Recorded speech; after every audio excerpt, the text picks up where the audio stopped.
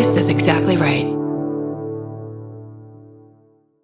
This episode is supported by FX's The Shards, a seductive drama from executive producer Ryan Murphy. Set in 1980s Los Angeles, the series follows a group of glamorous, deeply entangled high school seniors drawn into a life of wealth, beauty, parties, and excess. At its center is Brett, whose reality begins to unravel when the arrival of a new student coincides with a series of mysterious murders. FX's The Shards, now streaming on Hulu. Goodbye. Everyone loves the idea of spending an afternoon curled up with a good book. Well, grow up, because it's almost impossible. Luckily, you can take your next great story with you on Audible. Audible has a massive selection of titles to choose from, including This American Life, new books by Michael Connelly, along with classics from Agatha Christie, and so much more. Whether you want a mystery, a true crime story, or something completely different, there's always something new to listen to. New members can start listening with a 30-day free trial at audible.com/MFM. Audible, stories that speak to you. Goodbye. The best time to think about home security is before you need it. That's exactly why there's Simply Safe. Traditional home security only alerts you after a break-in has already happened, and that's too late. Simply Safe is changing that. Simply Safe's US-based live agents identify threats on your property and help deter them so intruders never get to your house. The system is customizable so you can build one that fits your home and your specific needs. The 24/7 professional monitoring is effective and affordable and won't lock you into a long-term contract. I think that's what's so scary for so many people is that long-term contract. And like, what if it turns out you don't like it or need it, but they don't have that because they know you'll like it and you'll know that you need it and feel so much safer when you have it. Like at this point in my life, I would never go without a security system on my house. I just feel safer with actually having Simply Safe around. There's a whole staff at Simply Safe that's waiting to talk to you and help you out. Right now, you can get 50% off your new system by visiting simplysafe.com/MFM. That's half off at simplysafe.com/MFM. There's no safe like Simply Safe. Goodbye.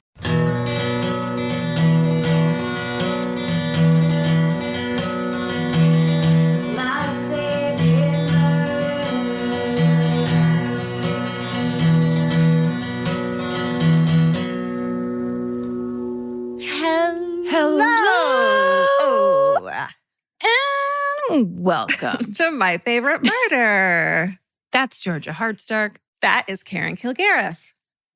I just realized I didn't brush my teeth this morning. Well, you're in your house still. So I am. Why would one? Dogs love bad breath. What risk? I just hate when you brush your teeth and then go try to drink coffee and it just ruins everything. So I wait till evening. I wait till I think, who else will this be affecting? Who will actually judge me for it? And then I do it. Uh-huh. At what point will Vince say something about this to me? He slowly backs away as you're trying to explain something to him. I just thought I'd kick off with a little truth, a little hard truth about my mouth. Hashtag truth, man. This is reality now. This is who we are. It's what we do.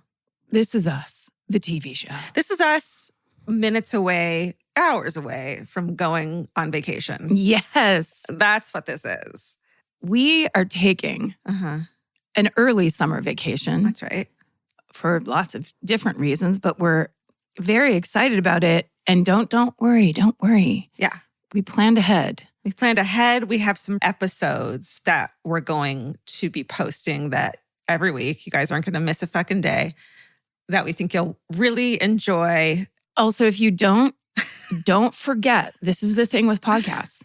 You don't have to listen to them. I just feel like sometimes people don't realize that. Yeah. And we'll be back too. You don't have to listen. We'll also be back. Soon. There's also, I think, 700 other episodes if you need to listen to our podcast that you can re-listen to. But we're very excited. We know you understand. We've gone on vacation before and you've always been very nice about it. So we appreciate that. So we're up posting new content. They're all new minisodes too. We recorded a bunch of minisodes in advance. So you shouldn't miss too much. And we'll only be gone for a few weeks. And we're going to enjoy every moment of it. You're only taking a few weeks off? Oh, I didn't tell you? What are you taking? 19 weeks off. Yeah. I'm going to take 2 seasons off. Great. Come back in winter time. Me too then. Or I'll just sit here quietly by myself. Every episode is just me quiet. It's you in room tone? Yeah. You never know. That could be a hit podcast. It could be the Nothing podcast where you put it on at night and it's just nothing. Yeah. Just a night, like 36 minutes but in between the nothing, there's a couple ad breaks. Well, let's get into it and then go on vacation. How about that? I love it. Woo! Let's do it. We're recording during the day, which is weird. So we should everything's loose and fun, guys. Yeah. Right? Loosey-goosey. Loosey-goosey. All right. Here's some highlights from our podcast network called Exactly Right. That's right. This week on I Saw What You Did, Danielle and Millie present an iconic double feature, The Crow from 1994 and The Exorcist from 1973. Oh, man. The Crow did things to me in my 13-year-old brain back then. I bet. Oh, Jesus. That movie was very groundbreaking for its time and also very horrible for that horrible thing that happened on it. I know. On Adulting with Michelle Buteau and Jordan Carlos, the guest is none other than Padma Lakshmi, the host of Top Chef. My mind is blown. I'm obsessed. They have another live show coming up also on May 22nd in Brooklyn, so make sure to check out their Instagram for tickets. It's at Adulting the Pod. I can't fucking believe they got Padma. That's so cool. Amazing. It's great. Yeah, you should go see them live because they're both amazing stand-up comics, but also because they book guests like that. So you never know who's going to come and be on Adulting Live. And also visit MFM social media and take a quiz to find out if you're a Karen, a Georgia, or the Mothman. And then you can grab a t-shirt featuring Nick Terry's illustration to match your personality. It's such a cute little illustration. You can go to myfavoritemurder.com to check that out in the store. Wonderful. What an opportunity. Truly. Just to really reflect on who you are. Who am I? What if I got you? What if I got Mothman? What if you got Mothman? Steven got me. I got you. And then the world exploded. Okay. I mean, get ready. You're first, right? No, I think you are. No, wait. What'd the email say? Let me look. Karen goes first. Is it Karen? Yeah, I did Ouija last time and I went first. Yep. It's all coming back to me now. Right. This podcast is brought to you by Squarespace. Every successful small business starts with someone saying, I wonder if people would actually buy this. Squarespace gives you everything you need to find out. From consultations to events and experiences, you can showcase your skills with a customizable website designed to attract clients and grow your business. With Squarespace's collection of cutting-edge design tools, anyone can build a beautiful, professional online presence that perfectly fits their brand or business. Get paid on time with professional invoices and online payments. Plus, streamline your workflow with built-in appointment scheduling and email marketing tools. Head to squarespace.com/murder for a free trial. And when you're ready to launch, use offer code MURDER to save 10% off your first purchase of a website or domain. Goodbye. The right piece of furniture can completely change your room. And your life. It's amazing what one good couch can do for morale. And that's why there's Article. Article makes it effortless to create a stylish, long-lasting home at an unbeatable price. They take great care in curating their collection, focusing on pieces that stand the test of time. There's no filler. Every item is chosen for its craftsmanship, design, and lasting value. And with Article's 30-day satisfaction guarantee, you can shop with confidence, knowing that if you're not completely in love with your new furniture, you can easily return it. I recently needed to replace my old outdoor dining room table and chairs, so of course I went straight to Article. They have the Sarik outdoor dining set. I got it in khaki green. It's such a cute, like minty green. It looks so good in my backyard. I can't wait to have alfresco dinners all summer.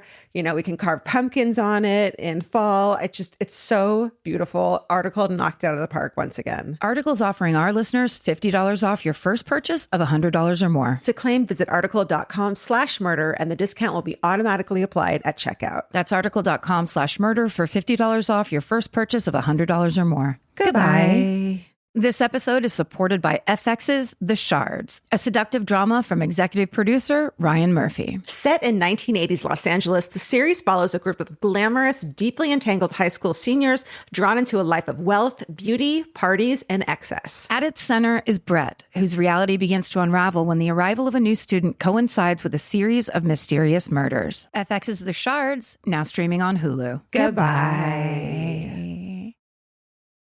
So I have a historical murder case for you today from 1898. It's the chocolate box murders. Great. Marin pointed out to me that one of the sources from this story is an article written by a journalist named Katie Dowd.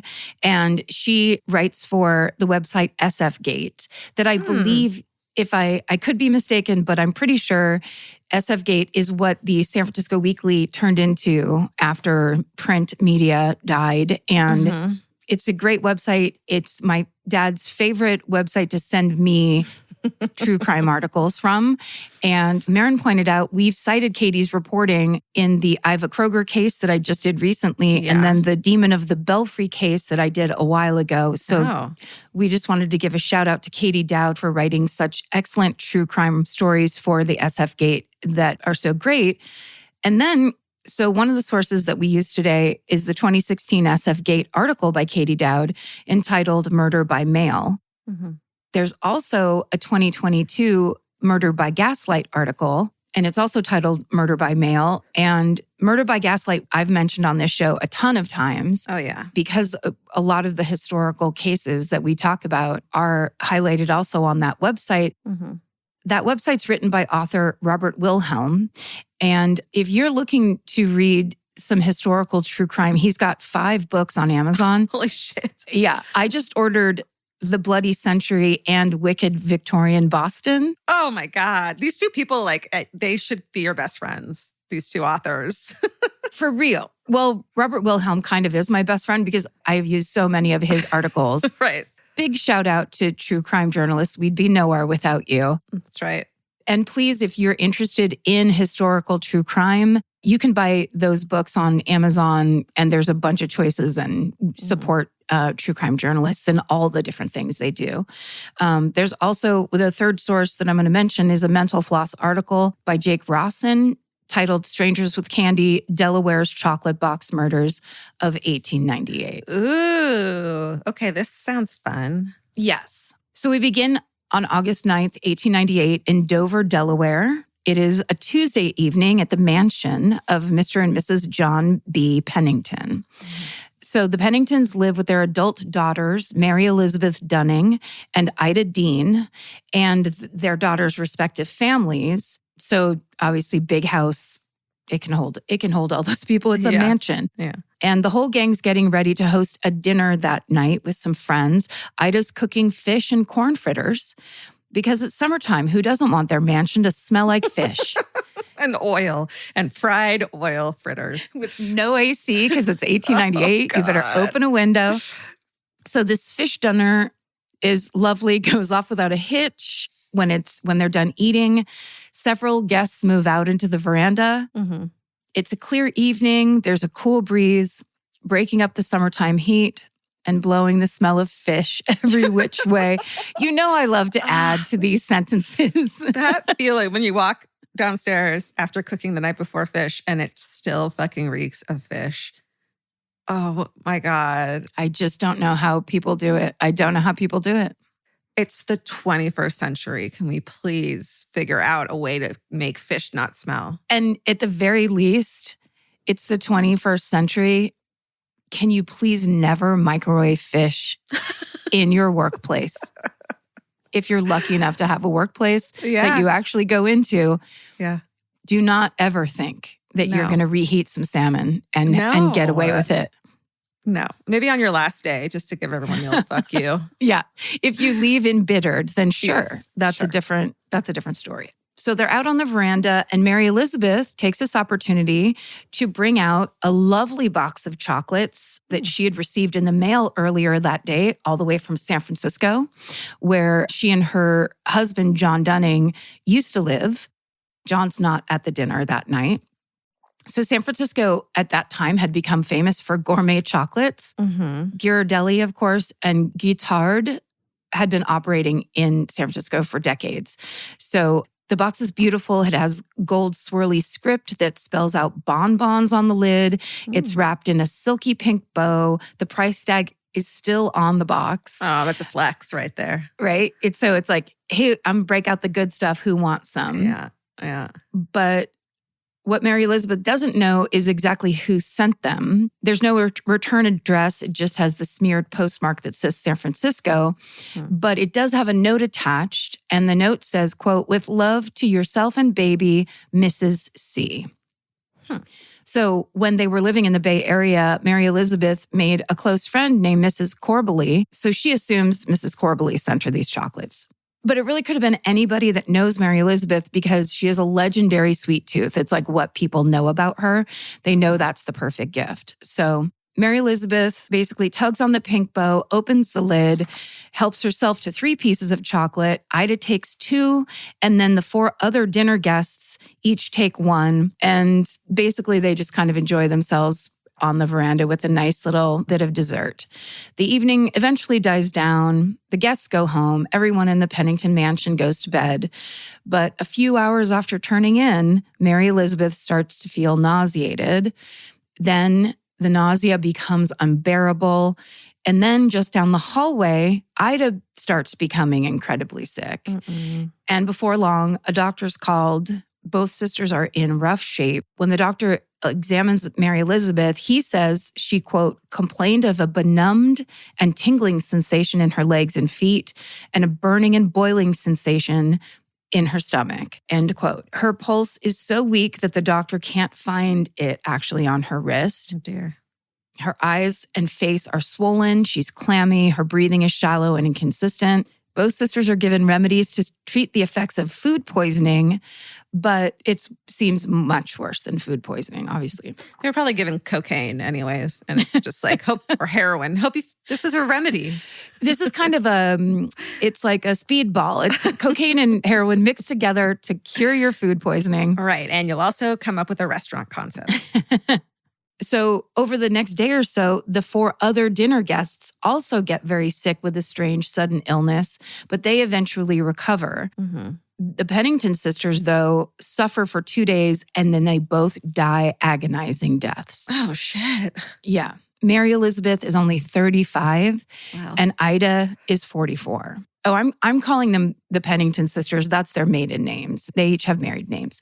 So the Pennington family, of course, is devastated and stunned. As they search for answers, the physicians who treated the sisters stick to their theory that it was just a horrible case of food poisoning. But their father, John Pennington, the patriarch of the family, does not accept this diagnosis because they all ate the same dinner that night, but only 6 people got sick. And then John realizes he hadn't eaten any of the chocolates and neither had his wife. The only people who ate them are the ones who got sick. So John raises his suspicions to the police and he hands over the leftover box of chocolates. And there's still a few pieces of candy inside in 3 distinct shapes. Their 2 seem very well crafted. They look commercially made. One of them is soft, one of them is hard. But there is a 3rd type of chocolate in the box that looks out of place. The police chief describes it as, quote, "soft with every appearance of being homemade." Which is not the kind of thing I think you would pick up on if you had a box of like assorted chocolates that got sent to you. You don't think so? Well, like, no, it seems like I was just trying to imagine it if it was like one looked like a caramel and one looked like a toffee. Yeah. And then a 3rd one looked like a rolled up ball of something. Right. It looks intentional, kind of. I mean, I don't know. Yeah, got it. I'm just saying I would absolutely be susceptible to chocolate poisoning. Good to know. So the Delaware state chemist is brought in to examine these chocolates. He performs a careful analysis of the 3 types that are in the box, and he comes to a shocking conclusion. The oddly shaped, homemade-looking chocolate is filled with lethal amounts of arsenic. Oof, so that's what arsenic poisoning does to you? That's awful. Yeah. Ugh. Really horrible way to die. Definitely. Arsenic is tasteless, odorless, resembles sugar, and has basically been very clumsily mixed into the candy. The chemist tells a coroner's jury, quote, "I found pieces of arsenic as large as peas." The sender of the package had not even taken the precaution to pulverize the poison, but left it in lumps. Ugh. Horrible. So this is clearly a case of premeditated murder. Now, the very next person the police want to speak to is Mary Elizabeth's serial cheating, gambling, hard-drinking husband, John Dunning. Yeah. Not John. John? So at the time of Mary Elizabeth's death, she and her husband, John Dunning, had been married for 7 years. On paper, they seem like the perfect couple. She comes from a rich, politically connected family. Her father actually served as a U.S. congressman. Meanwhile, her husband is an esteemed reporter with the Associated Press. He spent time chasing stories in South America, in Europe, and in the South Pacific, and he's particularly respected for reporting on military conflicts. So he's really made a name for himself, and they're basically kind of like an it couple. But the two of them are very different people. She's deeply religious and, like many Victorian women, modest and conservative, whereas John is the exact opposite. He is like a classic quote-unquote reporter type. He gambles, he drinks to excess, he cheats on Mary Elizabeth so constantly, and he's so bad at hiding it that she basically knows about it. And it's an unhappy marriage, but Mary Elizabeth has very little recourse because, of course, it's the turn of the century. Divorce is not an option for her. So she just basically has to try and make it work and like live with it. In 1891, when John gets a job running the AP's West Coast office, Mary Elizabeth and her daughter leave Delaware and move to San Francisco with him, basically hoping that this new location is going to somehow help or mend the relationship, which it does not. Right. It never does. It never does. I just repurposed our theme song. So Mary Elizabeth is now far from her family and her support network. And John, meanwhile, continues gambling, drinking, cheating. You know, it all just kind of increases and gets worse. And then in 1895, while riding his bicycle through Golden Gate Park, which is such a funny, like, it's the same setting as like the 90s when I lived there. Except the bicycle has one giant wheel in the front and one tiny wheel in the back. That's right. And there's a little kid playing hoop and stick next to him as he rides by. Just slightly different. That idea that it's one of those bikes is so funny. How did people fucking ride those things? I don't know. So John, as he's bawling out on that bike through Golden Gate Park, he sees a woman sitting on a park bench and he's immediately transfixed because he is a true legitimate horn dog. He hops off his bike. He starts chatting with this woman. She responds immediately, is very open to it. And they basically just begin flirting with each other. This type of public exchange is very unusual and deeply scandalous in Victorian society. But these two, they don't care about the rules. They are so DTF. They don't even give a fuck. They're immediately DTF, which has its own magic. Sure. But kind of sucks when you have a wife and baby at home. Right. So they make plans to rendezvous later that day. And this woman's name is Cordelia Botkin. She's 41 years old, so she's 10 years older than John. And she is not your typical Victorian woman. She is bold. She's dramatic. She's very flirtatious, which are all very taboo behaviors in this era. Women are expected, of course, to be demure and chaste, and they don't get to ride those gigantic bicycles. Legs together, ladies, always. Bullshit. It is bullshit. Cordelia's husband is a rich businessman named Welcome Bodkin. No. Yes. Cordelia and Welcome. Welcome. All right. And it turns out like Welcome doesn't seem to mind. He actually lives in Stockton, which is like, I think, what would you say, an hour and a half? Yeah. South of San Francisco? Which on giant tire bicycle time is 4 days. It would take for fucking ever. And dysentery. To ride your bike. So, yeah, you drink out of that canal and then you don't make it to Stockton. Right. Southeast, sorry. Stockton's in the Central Valley, right? Okay. I think so. I don't know. It's kind of, I think it is. Anyway, no one cares, but I care. So basically, Welcome doesn't see Cordelia that often. And the nature of their relationship is kind of unclear. Some sources say they're estranged or separated, but Welcome still bankrolls Cordelia's kind of over-the-top lifestyle, regularly gives her money. So Great. She just was a woman that was like born too early for what was a truly rad kind of sugar daddy's lifestyle. Totally. Where it's like, you're old and rich, you go live in Stockton, I'll move to the city.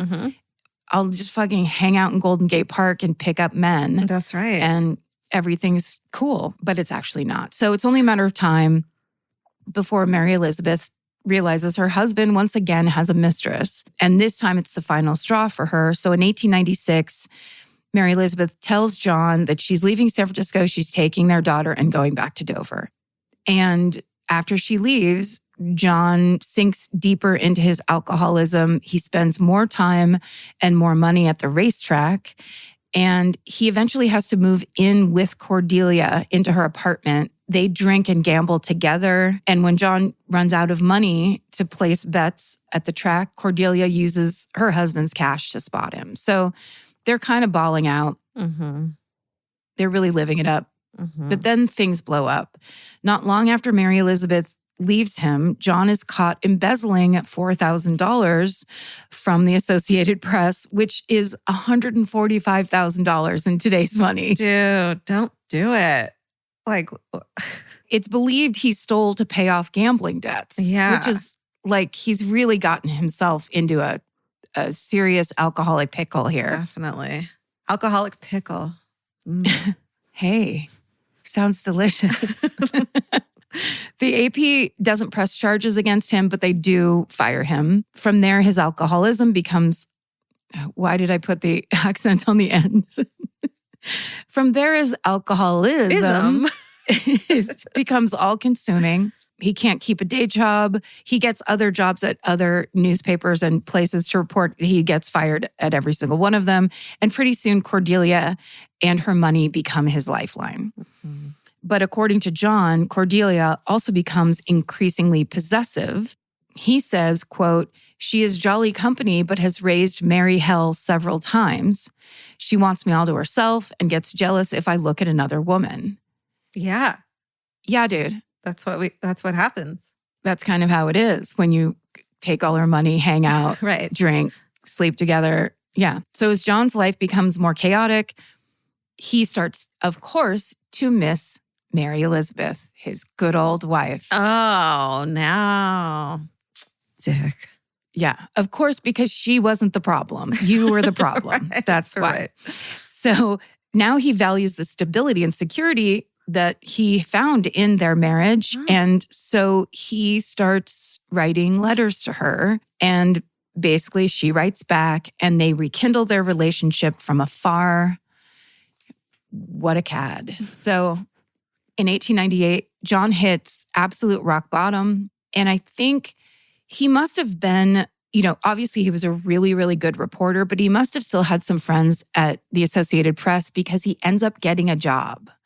So after all that, and their motivation is unclear. It might have been his colleagues trying to help him. It could have been just he was such a good reporter, no one else could do the job. Yeah. And maybe somebody stepped in and was like, look, what are you doing? Get your shit together and go do this job. So either way, they want him to go to the Caribbean to cover developments in what will eventually turn out to be the Spanish-American War. And John sees this opportunity as a fresh start that he very desperately needs. So he'll end up getting out of San Francisco, being able to clean up his act, prove to everyone, specifically his wife, that he's a changed man. So he's like, I will take this job.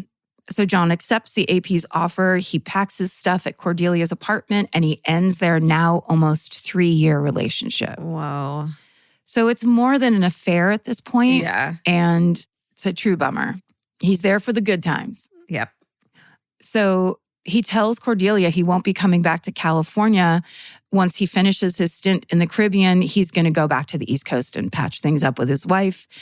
Cordelia is, of course, devastated by this information, and she, quote, wept bitterly when they parted. So she wasn't just like, sounds good, live your life. Like, it wasn't casual for Cordelia. Mm-mm. While John's away, Mary Elizabeth receives regular letters about his journalism, about what he's doing. He reassures her he's left all his bad habits behind in San Francisco.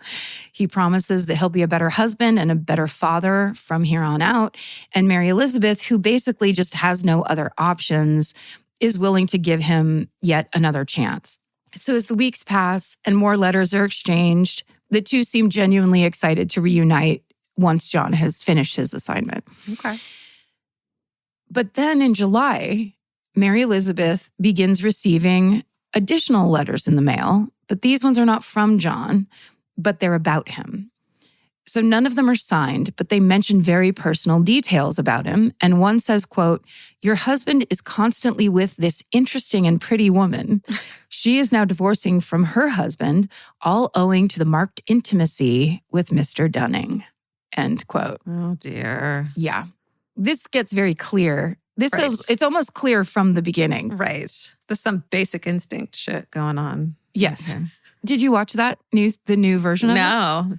It's good. Joshua Jackson and the girl from Party Down. What's her name? Oh, Lizzie Kaplan. Yes. How? Lizzie Kaplan. Good one. Came out of nowhere. I watched the first episode last night. It was really good. Good. Okay. Yeah. Cool. I like that it's a series instead of Yeah. like a movie. It's cool. Wait, is that Fatal Attraction? Yes. What did I say? I said Basic Instinct. Leave this in, Alondra, please. Please. Please. Oh. Wait, is today vacation or is it tomorrow? I'm sleeping sorry. already. My apologies. Fatal Attraction is the series that I'm such a fan of. Uh-huh. Basic Instinct is the Sharon Stone movie. Okay. Guys, get it together, Here we I go. say to myself. Okay. Over the next few weeks, more letters from this anonymous sender arrive, and some of the messages read like threats, including one that explicitly warns Mary Elizabeth against reconciling with her husband. And of course, Mary Elizabeth is rattled by all of these letters. She tells her family, and she saves all of them. So fast forward to August 9th, which a month has now passed since the first anonymous letter has arrived at the Pennington mansion, which brings us back to the night of the fish dinner.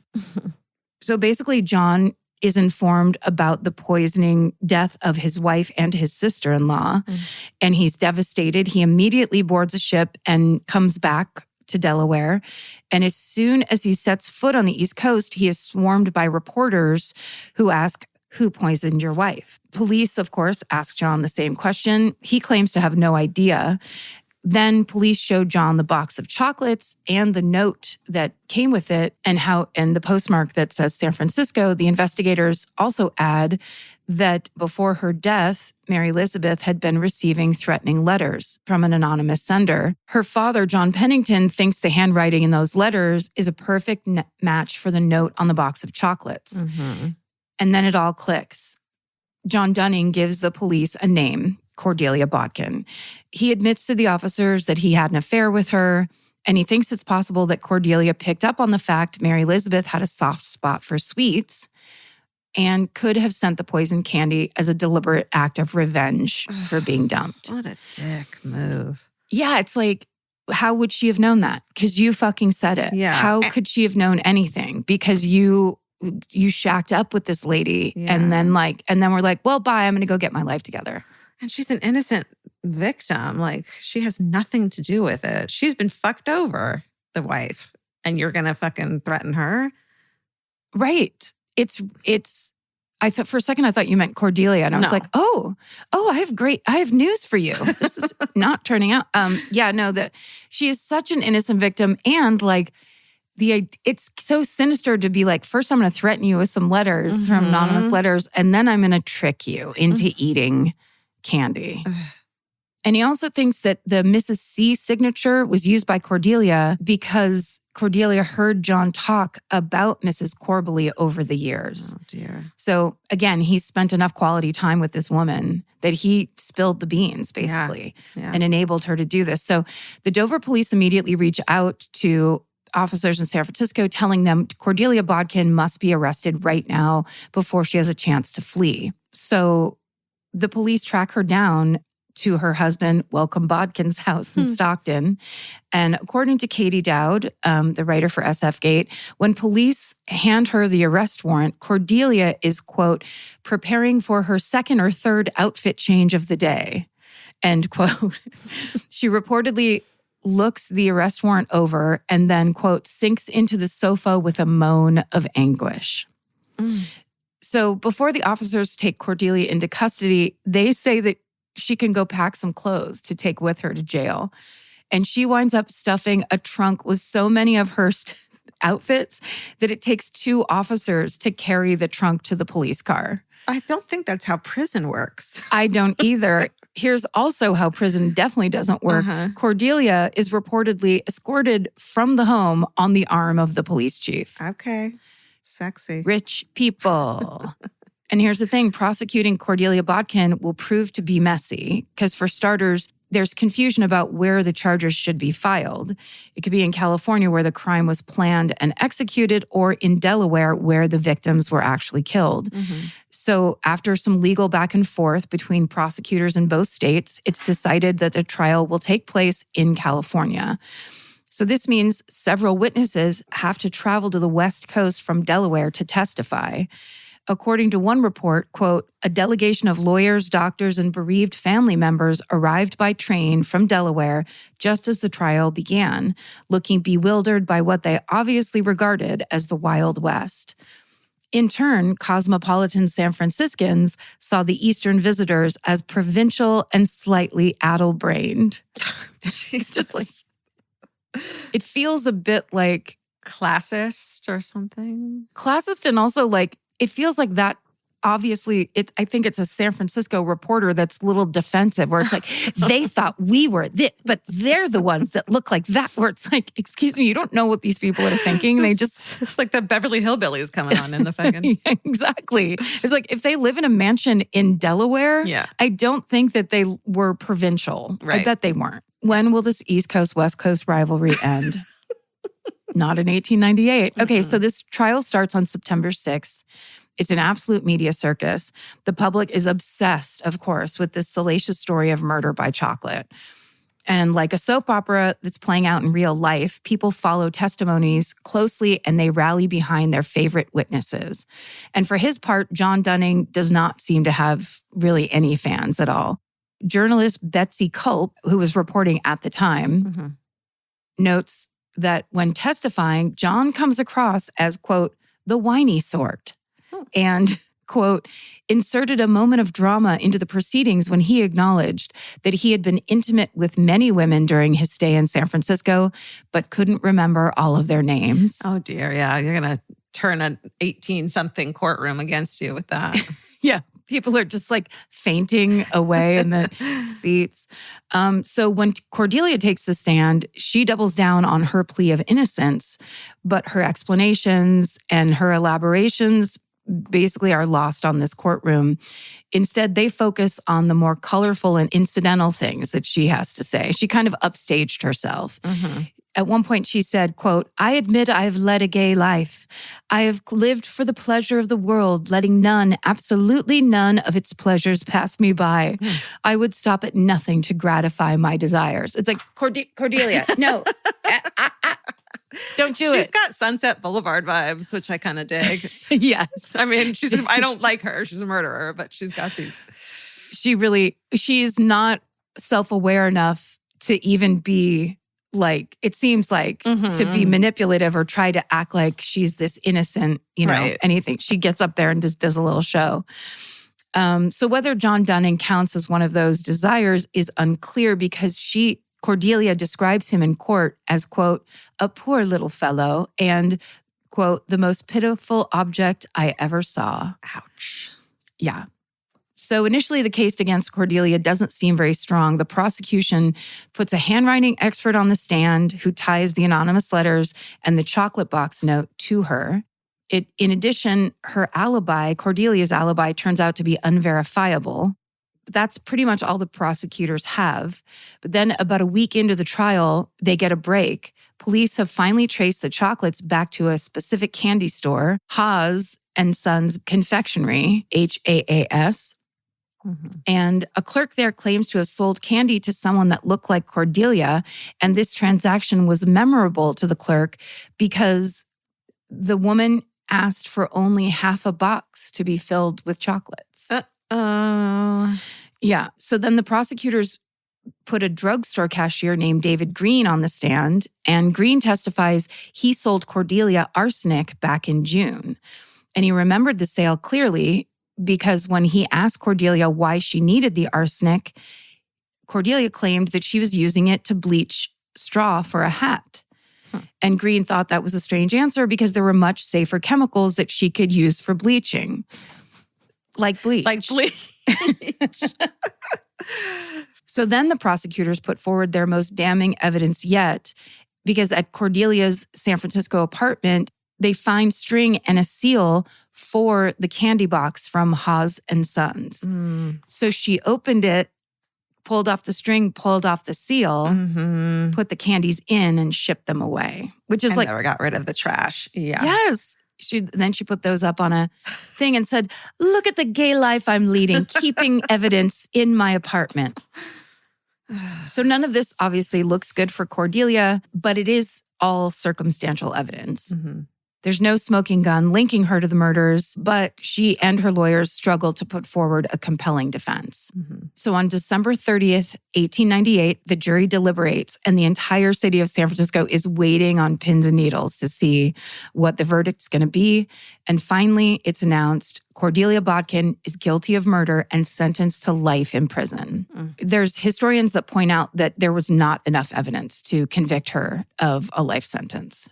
Basically, that the evidence that they had wasn't enough to prove it beyond a shadow of a doubt, you know. A lot of circumstantial evidence adds up to proof. You know what I mean? Right.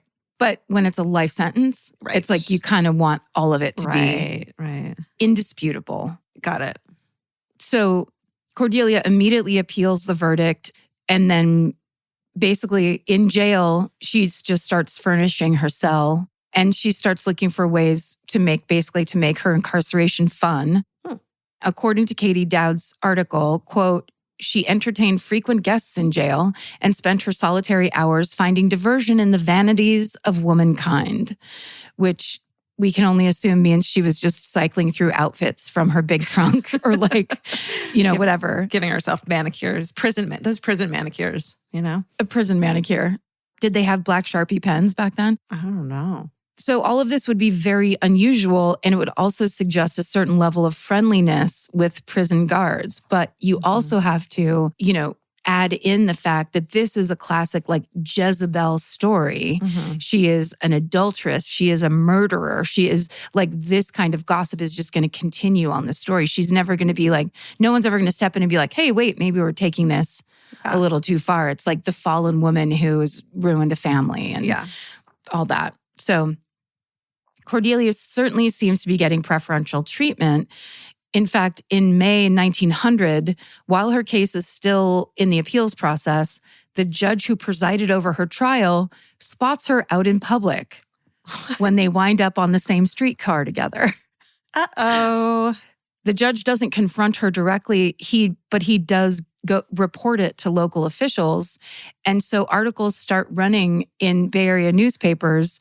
Prison officials, of course, are insistent the judge was mistaken, and Cordelia herself spins these rumors to her advantage, saying there must be a look-alike in San Francisco and that person must have been the one that the witnesses saw buying chocolates and arsenic. That's got to be it. Yeah. Eventually, Cordelia's appeal is granted, and she does get a new trial, but the outcome is the same. She's found guilty, and she receives a life sentence. Then in 1906, which is the year of the horrifying earthquake. Basically, every building in San Francisco is pretty much leveled or burnt to the ground. So she is transferred across the bay to San Quentin. And this is when everything starts to get turned into a real bummer for her. First of all, San Quentin is a completely different situation than like a city jail, right? So it's really a tough, intense place, on top of which she starts hearing about one personal tragedy after another. First, her ex-husband, because her welcome, Bodkin, divorced her during these proceedings. Then she finds out that he's passed away. Then she hears that her son has passed away. And then in 1908, John Dunning, who's only in his mid-40s, he dies in Philadelphia. He's totally destitute and like shamed, and basically he's just died alone, and which is horrible. Yeah. I would imagine alcohol was probably part of that in some way. 2 years later in 1910, Cordelia's own health takes a turn for the worse. Prison staff note that she's no longer her energetic, over-the-top self. Instead, in the past few years have left her deeply depressed, of course. And in March of that year, she dies of what they call, quote, softening of the brain due to melancholia.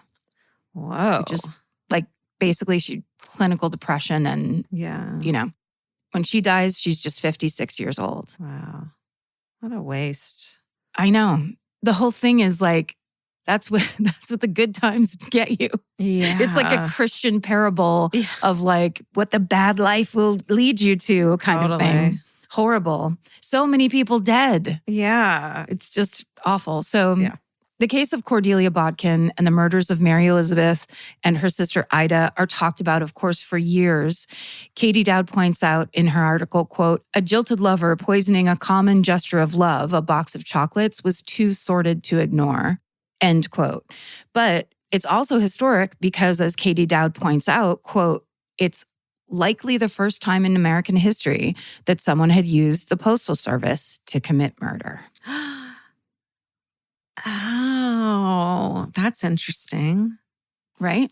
And that is the story of the poisoning deaths of Mary Elizabeth Dunning and Ida Dean and their murderer, Cordelia Bodkin. Wow.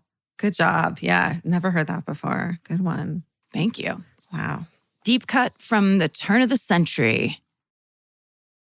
This episode is supported by FX's The Shards, a seductive drama from executive producer Ryan Murphy. Set in 1980s Los Angeles, the series follows a group of glamorous, deeply entangled high school seniors drawn into a life of wealth, beauty, parties, and excess. At its center is Brett, whose reality begins to unravel when the arrival of a new student coincides with a series of mysterious murders. FX's The Shards, now streaming on Hulu. Goodbye.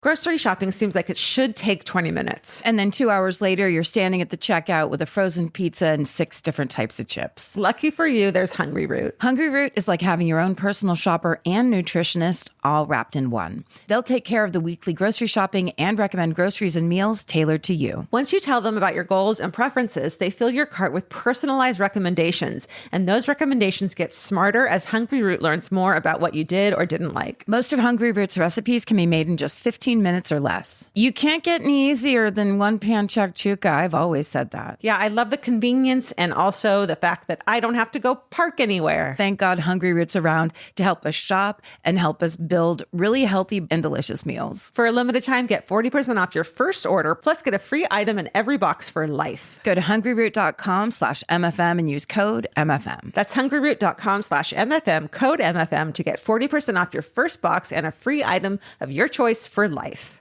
Goodbye. The future has an annoying habit of always showing up. That's why now is a great time to start planning ahead. Enter Acorns. Acorns is a smart way to give your money a chance to grow. You can sign up in minutes and start automatically investing, even if it's your spare change. The Acorns Potential Screen shows you the power of compounding and how your money could grow over time. You can quickly adjust how much you're investing every day, week, or month to make sure you're always building towards your goals. Whether you're just starting out or thinking about settling down, Acorns supports your big and small goals across every stage of life. Sign up now and Acorns will boost your new account with a $5 bonus investment. Join the over 14 million all-time customers who have already saved and invested over $27 billion with Acorns. Head to acorns.com/MFM or download the Acorns app to get started. Paid non-client endorsement compensation provides incentive to positively promote Acorns. Tier 2 compensation provided, potential subject to various factors such as customers' accounts, age, and investment settings. Does not include Acorns fees. Results do not predict or represent the performance of any Acorns portfolio. Investment results will vary. Investing involves risk. Acorns Advisors, LLC, an SEC registered investment advisor. View important disclosures at acorns.com/MFM. Goodbye. Well, I'm going to do a historic story as well, except mine takes place in the historic decade of the 1970s. So it's a little different. Still pretty old, still pretty far away. Yeah. And this is a momentous occasion that I'm going to tell you about. It's one singular day in New York City that's still remembered as one of the most significant events in the city's history. Mm-hmm. This is the story of the 1977 blackout in New York City and the one murder that took place that night. Dude. Isn't that good? I know probably what would it amount to 3 sentences about the that blackout, and it's from a TV show that I can't even remember what the TV show was, but like, I'm so excited to hear about this. Okay, well, I have to tell you and everyone, there is a PBS American experience called Blackout that is fucking incredible. Oh, go and watch it immediately. Like, this is just barely touches the surface of this story because there's so much going on at this time. There's racial turmoil. There's this like level of these rich, assholes and this like poverty, this ignored class of people. There's so much going on boiling, So watch Blackout for PBS. This is also that era where they used to take a lot of B-roll shots in certain neighborhoods where there would just be like a crumbled building that was burning on the inside. And it was just like super devastated. Yeah. Devastating neighborhoods. There were a lot of fires happening at the time because a lot of the building owners would just burn their place down for the insurance money rather than keep them up. So there actually were a lot of burnt out buildings at the time because of that, because it's just a horrible time. Horrible. The sources I use today are a Medium article by Jenna Vasquez, a New York Post article by Brad Hamilton, an episode of the Shoe Leather podcast by Rachel Bailey and Claire Amari, and a Time article by Jennifer Latson. Shoe Leather? I've never heard of their podcast. I know. Cute, right? I'm going to write that down.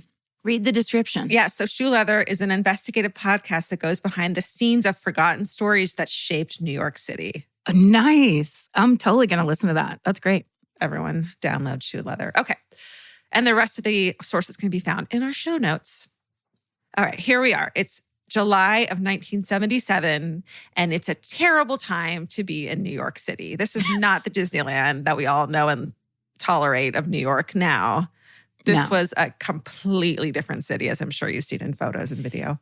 But also the one thing that's true is it's in summertime in New York City, it's humid. It's humid in a way people from California don't understand. No. So not only is it extremely hot in July in New York, everyone knows that, but it is the beginning of one of the longest and worst heat waves in the city's history year. So it's hot and humid.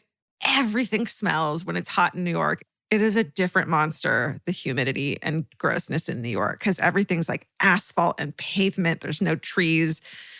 There's just garbage everywhere. There's just so many human beings that live there. Yeah. It's such a concentration of like city life that you can't help but you have the most amount of garbage. You have the most amount of like waste or whatever. Yeah.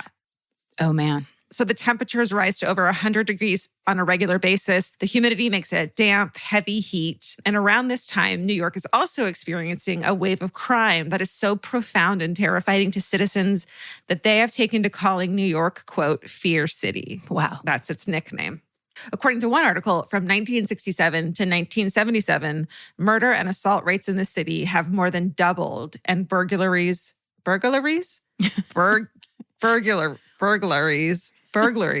Yep, you got it. There it is. Have tripled.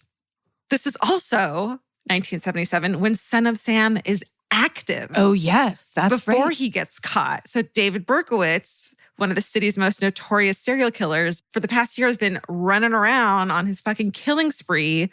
He's not been identified or caught. Everyone is so on edge in that city, to say the least. So there's a lot going on. Watch there's Son of Sam documentary. It captures that part of it really well. It's so good. So on top of all of this, there's a very deep class divide in the city.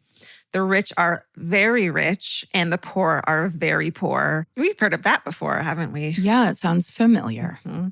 Unemployment and poverty rates are at record highs, and the city has been slashing social services for years to save money, which is a really big deal if you think about all the social services that are needed to run a metropolis city like New York to make sure everyone gets their fair, share the roads. I'm not going to start doing that. I could do it for fucking ever. Do it. This is like what my mom used to rant about at the dinner table, being a psychiatric nurse and watching the privatization of the medical industry, watching social services get cut as if you're saying, oh, we're just not going to fill in potholes. It's like, no, we're not going to support the most vulnerable and exposed people in our community. And we're going to act like that's just fine, which is not. And then like when we slash after school services for those in need, then when, crime rises because there's so many people, running around after school, you're going to blame it on them instead of the fact that you've taken away any access to any kind of, after school activities and ways to grow rather than, you know what I mean? Yeah. Cutting services, you're criminalizing poverty. Yeah. Yeah. I can't speak to this the way I've listened to a lot of other people speak to it, but I just recently listened to some podcast where they were just talking about this, where it's essentially you cut off services like that, and then the people that are in need have nothing. And then what are they supposed to do? Because they're still there. Yeah. They still have families. They still are alive. So now they have to steal diapers and baby formula. Right. And then it's like, how dare you? You're endangering. It's like, no, you're in danger. The people that cut services are the ones endangering everybody else. That's right. That's exactly right. And the city itself has even considered filing for bankruptcy. Remember that whole era? Yeah. The rest of the nation, including then President Gerald Ford, has turned their back on New York, denying the city any financial support to relieve their troubles. It's fair to say that this summer, New Yorkers are desperate, angry, and scared, and hot as fuck. Yeah. You know what I mean? Boiling point. Yeah. So when a severe thunderstorm rolls over the city on July 13th, 1977, it gives New Yorkers a welcome excuse to go inside and to try to cool off. Those people who have air conditioning units fucking crank those babies. And then people with fans crank those, sit directly in front of them. So everyone's got their appliances. They're indoors because of a storm and they got their appliances running. Yeah. So when lightning strikes a power station at 8:37 p.m., everything that can go wrong goes wrong. The lightning strike trips 2 circuit breakers at the power station, which then causes a chain reaction. One by one, circuits around the already tripped up circuit breakers begin to overload, causing a domino effect. Basically, it's a very dangerous problem. When a circuit overloads, it either trips, meaning it shuts off power to the entire circuit. I'm an electrician now, pretend. Act like I'm an electrician. Pretend I'm an electric doctor. Or it overheats and starts to melt, which is a huge fire hazard. And it's the 70s, so everything's a little janky, Everything's a little like shag carpety. Exactly. Everything is avocado green. When more lightning strikes another power station... No. 5 minutes after the first, because remember there's that fucking storm brewing. More circuits are tripped and more transformers are impacted, which causes even more overloading. And remember, everyone's already maxing out their power usage to stay cool on this hot evening. And so for a third and final time, lightning strikes yet another vital power station within just a few minutes. I know, a lot of lightning. It's very suspicious. I'm not going to start. I'll leave it to Shoe Leather to talk about what the whys and wherefores. But doesn't that sound like the beginning of a Batman movie where it's like, some villain is on those power breakers? It's just horrifying. You think God is just like, let's fuck with everyone. You guys, I hear you guys are having a hard time. Let's see what else you can endure. Third lightning strike.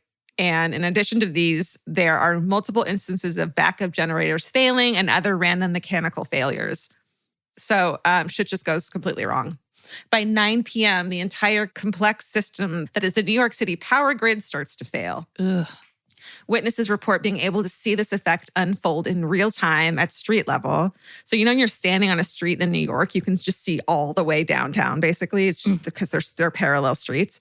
One witness described standing on Columbus Avenue facing downtown and watching the lights go out, not all at once, but darkness rolling uptown block by block like a wave. Oh, that Scary. would be very scary. Yeah. So at 9:36 p.m., just 59 minutes after the first lightning strike, the lights go out in New York City and more than 8 million people are left in total frickin' darkness. Oh, that's scary. That is scary. There's no one story of what happened in New York that night. For some, losing power is just a minor blip. Because all the broadcast news channels lose power and are off the air, there is little way of knowing what's happening in other parts of the city that night, obviously. And there's no phones. Everyone remember that. Yeah. So for people, there's phones, but there's no cellular phones. They're all on a wall somewhere. In avocado green. So So for people safely in their apartments with no need to leave, this might have just been a power outage, right? You grab some candles, you could like settle in, have a nice little cozy bonfire night. Right. I mean, don't have a bonfire in your apartment. That would be stupid. Not a bonfire during the summer. Don't do it. Oh, right. I forgot to talk. So no big deal, right? For others, it might have been a fun or novel inconvenience. On the 107th floor of the World Trade Center in the Windows of the World restaurant, RIP. Yeah.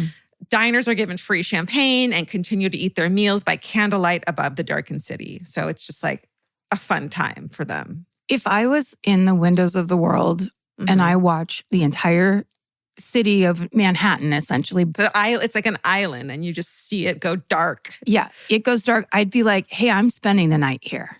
Yeah, well, the elevators wouldn't work, right? I guess. Right. In the documentary Blackout, it shows like footage from there. And so what, did people take stairs down? I don't remember. That's too many floors. Fuck that shit. No way. Yeah. I'd be like, more champagne, please. I'm staying here. This is free now. Yeah. So, but for many New Yorkers, the lights going out leads to a frantic energy and mania that mounts throughout the night. Oof. There's almost no moon visible that night. So it's completely pitch black. Totally. I know. What are the odds of all of this? I know. So people stick together and walk in groups down the street in and around their neighborhoods. Like it's kind of a fun, exciting thing for a lot of people, right? Where it's like, what is happening? This is crazy. This is cool. Like, let's go have an adventure, I think, for a lot of people. I guess if you were in your hot apartment and everything turned off, including the AC, and then you see a bunch of people starting to go outside, like, whoa, that would be fun. Yeah. As long as the vibe was right. Right. It's like novel. It's cool. It's like, see what happened. It's like the other couple of weeks ago, we like at night, everyone heard a car accident happen down the street from our house. So like, then you go get to know your neighbors because everyone's like a looky-loo. Like, what the fuck's going on? You know? Oh, yeah. Right. Everyone was fine, by the way. Good. So the subway isn't working now, obviously, because of the blackout. So wherever you are, where the lights go out, you have to basically stay there unless you want to walk home or have access to a car. But driving is really impossible because the lights aren't working. Yeah. And then on that note, thousands of people are trapped in the subway. Oh, right? Can you fucking imagine? I would just start screaming. I would be upset for sure. Yeah. And they have to be rescued in the dark tunnels by emergency responders and like shuffled out. Oof. At least they got out though, instead of like, ugh. But then you're stuck where you are. Like, what if your home's in New Jersey? You're just like, you have nowhere to go. Hit the pavement, baby. Hoof it. Hoof it. Okay. All the streetlights and traffic lights are out. Some brave residents take it on themselves to direct traffic with flashlights, but there are still a ton of car accidents, of course. Yeah. Some streets turn into block parties. People are drinking in the street and partying in darkened apartments, which sounds kind of fun. It sounds great, actually. But many areas of the city become unsafe.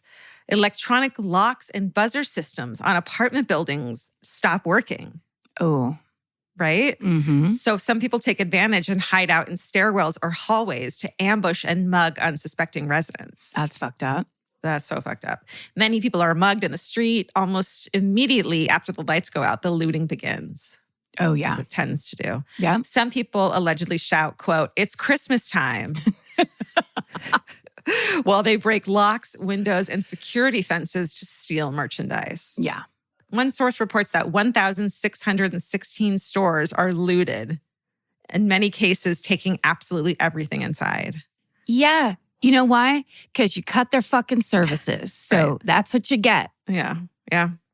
Police officers that night are ordered to go to their nearest precinct. So basically they're like called at home and said, you know, don't go to your precinct downtown, wherever the fuck you live. If you live in Queens, that's where you're policing that night. You know what I mean? Oh, okay. Mm-hmm. Which means that because not all the cops live near where they work, this creates a really imbalanced police response. You know what I mean? Yeah. So in fact, many cops live outside the city in commuter neighborhoods in New Jersey or Long Island. So in certain neighborhoods, there's almost no police presence because nobody lives there who's a police officer. Right.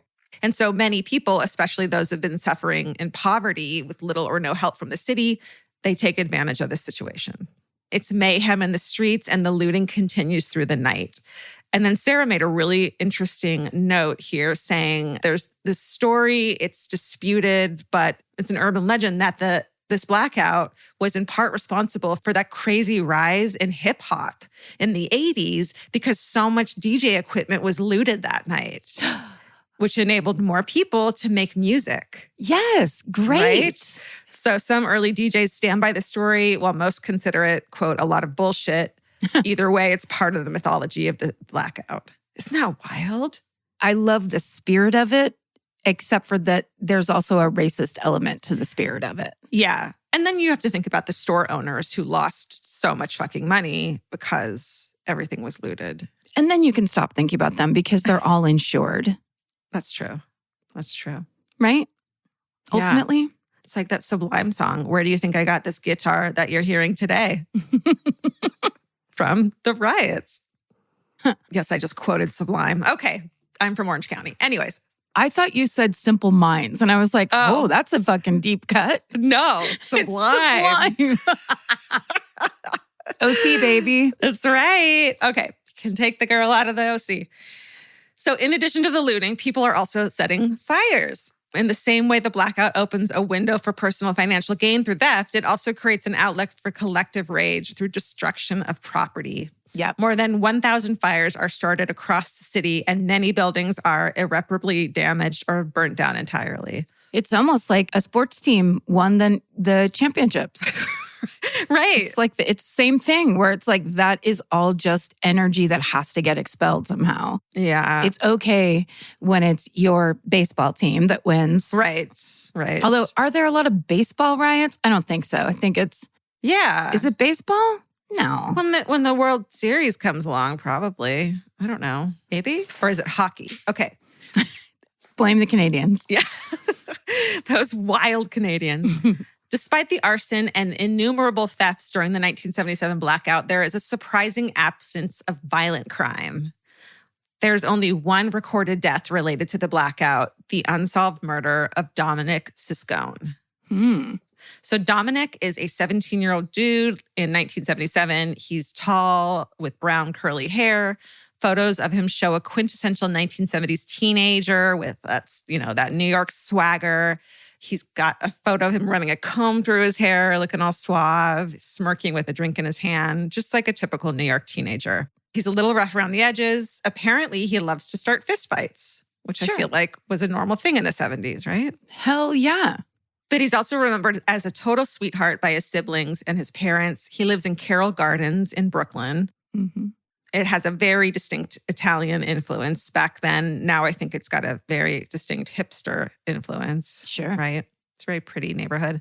It's a close community. Everyone knows everyone, and they're very skeptical of outsiders. There's a well-known mob presence in the community as well, but I think that's just like comes with the territory.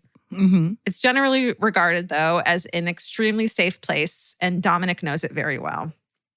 So the night of the blackout, on July 13th, he's standing outside a local bar on the corner of Court and Nelson Streets with his brother, Andrew. It's obviously now pitch black out, so they're standing around a garbage can fire with some friends so they can see each other while they hang out. This must be such an exciting experience for a teenager, you know? Yeah. Yes. Right? You got your beers and stuff.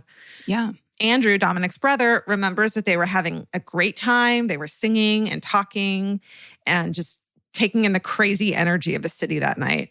And then suddenly out of nowhere, Dominick turns to his brother and says, quote, "I think I've been shot."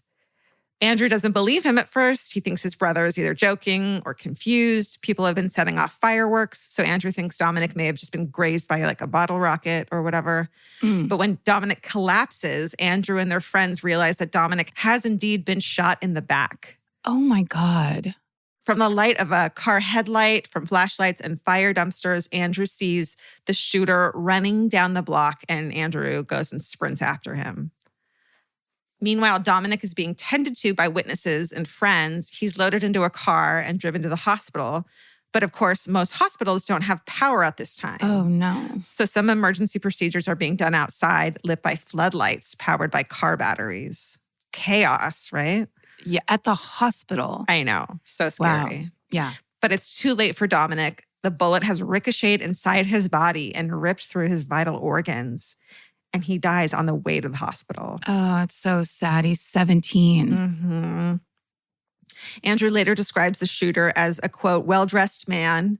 And because it's so dark, Andrew had quickly lost track of the dude. And so that's really the only detail he's able to provide.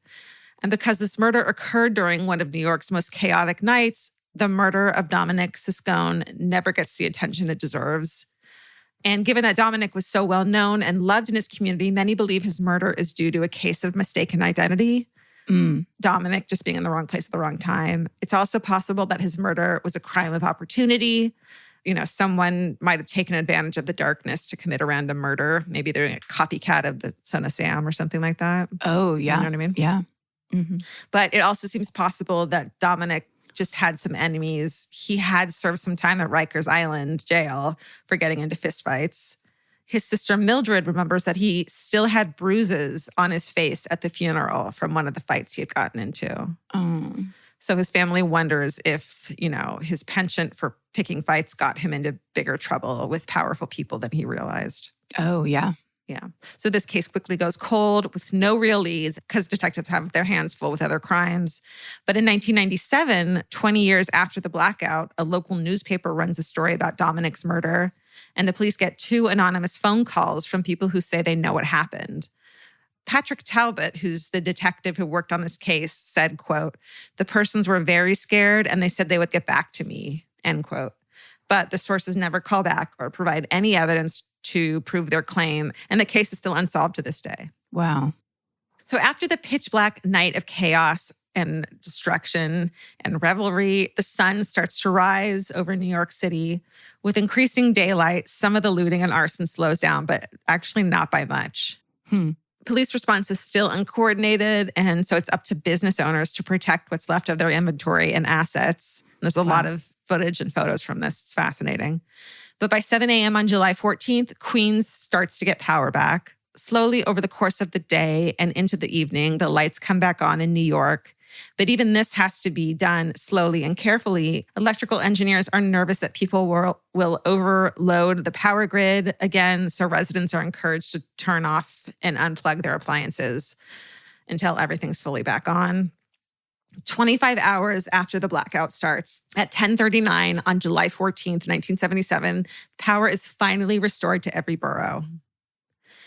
The impact of the 1977 blackout is wide-reaching and complicated. There are enormous financial costs.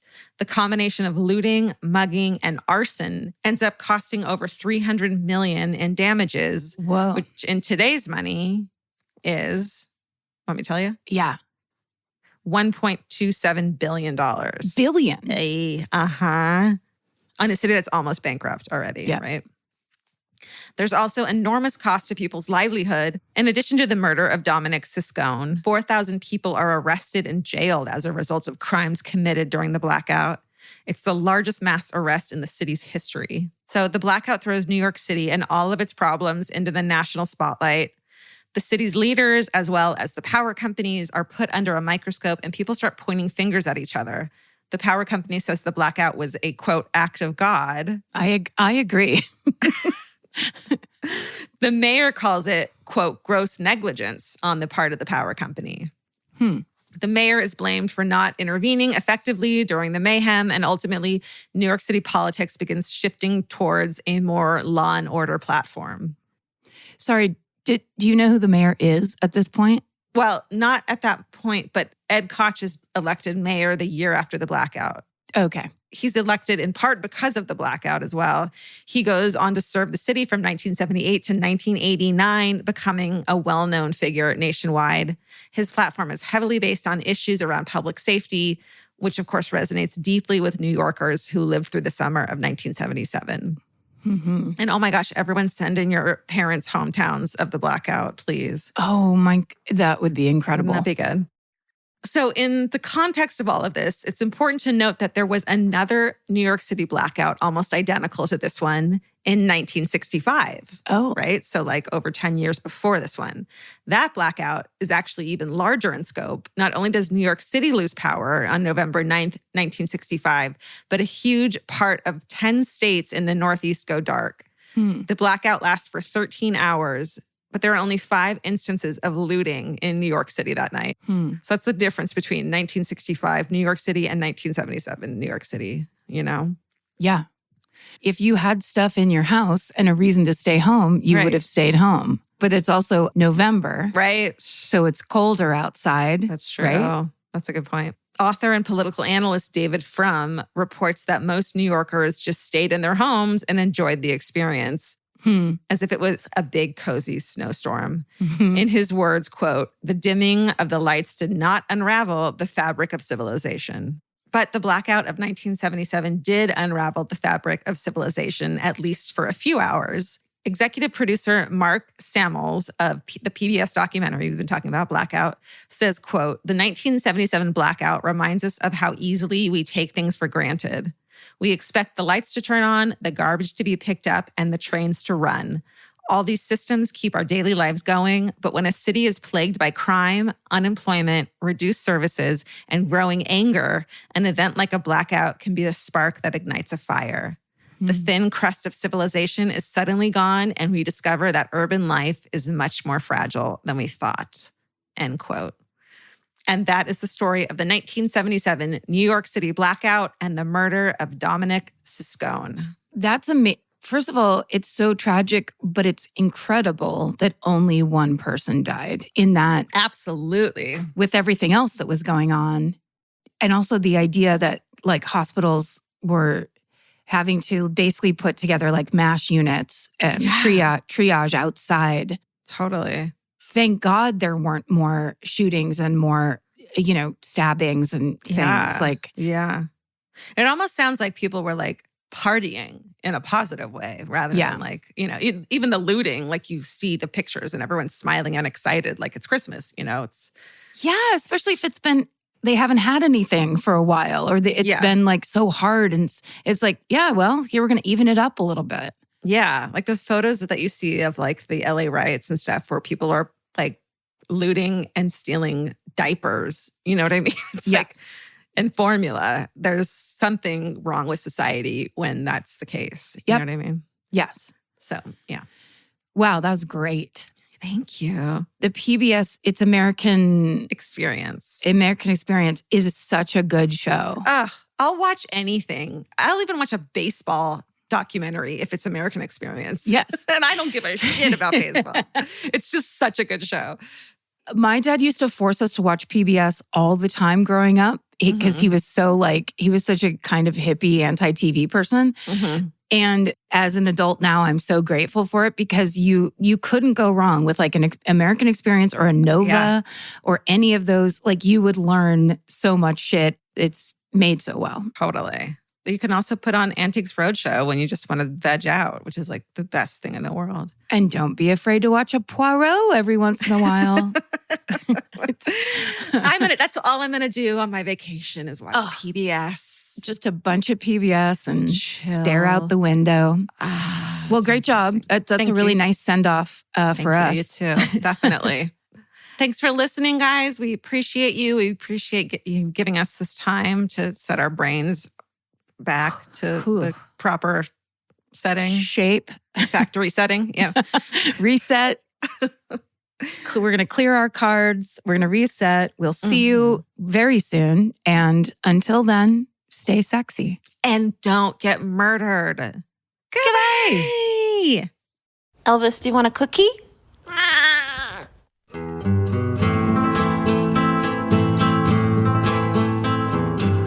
This has been an Exactly Right production. Our producer is Alejandra Keck.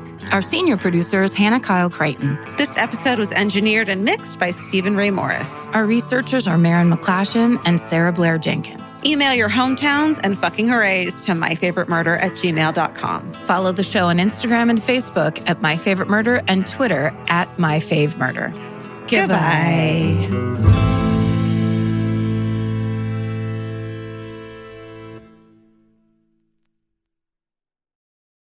The best time to think about home security is before you need it. That's exactly why there's Simply Safe. Traditional home security only alerts you after a break-in has already happened, and that's too late. Simply Safe is changing that. Simply Safe's US-based live agents identify threats on your property and help deter them so intruders never get to your house. The system is customizable so you can build one that fits your home and your specific needs. The 24/7 professional monitoring is effective and affordable and won't lock you into a long-term contract. I think that's what's so scary for so many people is that long-term contract. And like, whatever turns out you don't like it or need it, but they don't have that because they know you'll like it and you'll know that you need it and feel so much safer when you have it. Like at this point in my life, I would never go without a security system on my house. I just feel safer with actually having Simply Safe around. There's a whole staff at Simply Safe that's waiting to talk to you and help you out. Right now, you can get 50% off your new system by visiting simplysafe.com/MFM. That's half off at simplysafe.com/MFM. There's no safe like Simply Safe. Goodbye. Vacation planning should feel like a breeze, not a deep dive into countless travel sites searching for the best deal. With Cheap Caribbean's Budget Beach Finder, you can search every destination and every date all in one search. You'll save time and money with the Budget Beach Finder. Say goodbye to endless scrolling and tab hopping and hello to Budget Beach Bliss at your fingertips. Go to cheapcaribbean.com to try out the Budget Beach Finder and see just how stress-free vacation planning should be. Goodbye. Capture your favorite summer feeling with Pandora Jewelry. Discover a collection inspired by the sunshine, freedom, and moments that make the season unforgettable. From sun-kissed metals to personalized pieces ready to be engraved with your summer mantra. Each design moves with you from beach days to golden nights and every memory in between. Shop Pandora Jewelry's new summer collection in-store or online at pandora.net and let your summer unfold. Goodbye.